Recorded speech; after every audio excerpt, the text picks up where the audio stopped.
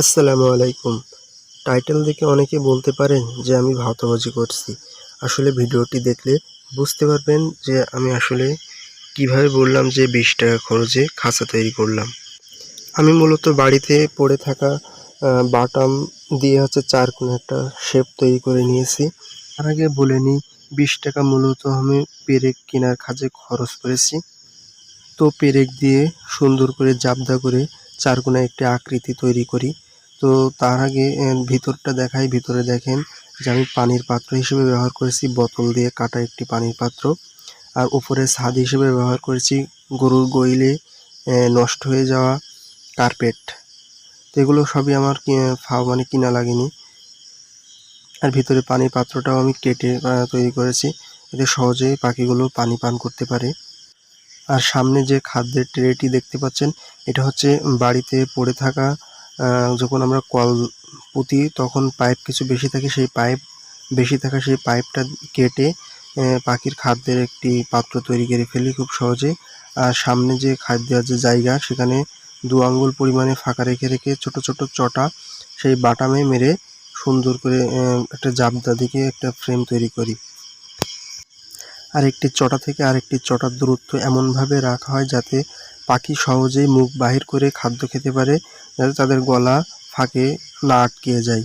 যেহেতু এটি খাঁচা আর এরা মল নিচে পড়ে যায়, তো আমি মল নিচে পড়ার জন্য এখানে গোয়াল ঘরের কার্পেট ব্যবহার করেছি। কার্পেটের উপরে তুষ বা ছাই দিয়ে রাখি, আর ওখানে ওদের মলটা পড়ে, এতে দুর্গন্ধও হয় না। এখানেও আমার কোনো খরচ হয়নি। আর সাইডে যেসব নেট দেখতে পাচ্ছেন, এগুলো কোনো এক সময় বাড়ির কোনো একটা কাজে কেনা হয়েছিল। বাড়ি বলতে এখান থেকে 2-3 বছর আগে যখন আমি এই ঘরটি তৈরি করি, এই ঘরের সাইড দিয়ে এই জাল দেওয়া, সেখানে কিছু জাল বেশি ছিল। সেই জালগুলো পরবর্তীতে থেকে যায়। সেই জাল আমি এখন এই খাঁচায় ব্যবহার করেছি। চারিদিক দিয়ে ওই জাল ব্যবহার করেছি। আর দেখুন, এই সাইডেও কিন্তু সেই জাল ব্যবহার করেছি। খুবই ছোট ছোট ছিদ্র, পাখি এতে সহজেই বেরোতে পারবে না। এই জালগুলো অনেক টাইটভাবে ফিটিং করেছি যাতে খাঁচাটি দেখতে এবং মজবুত হয়, দেখতেও সুন্দর হয়।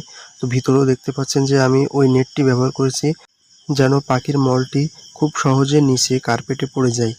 এখানে দেখতে পাচ্ছেন যে জালটি দেওয়ার আগে একটি ছোট ছোট স্পেসে চটা দিয়ে দিয়েছি যাতে নেটটি ঝুলে না পড়ে। দেখুন, অনেক 4-5টা এখানে চটা মেরে দিয়েছি এমুড়ো থেকে ওমুড়ো। আর এই সাইডেও ওই একই জাল ব্যবহার করেছি। দেখতে পাচ্ছেন পাখিগুলো ওর ভিতরে খুব স্বাচ্ছন্দ্যবোধভাবে রয়েছে, চারিদিকে ফাঁকা নাকা জায়গা। আর এখানে যে জায়গাটি দেখতে পাচ্ছেন, এখানে পাখি যখন ডিম পাড়ে গড়িয়ে এখানে যে ফাঁকা জায়গা, এখানে চলে আসে এবং খুব সহজেই আমি ডিমগুলো সংগ্রহ করতে পারি। তো এই ছিল আমার খাঁচার আপডেট। সবাই ভালো থাকবেন, সুস্থ থাকবেন।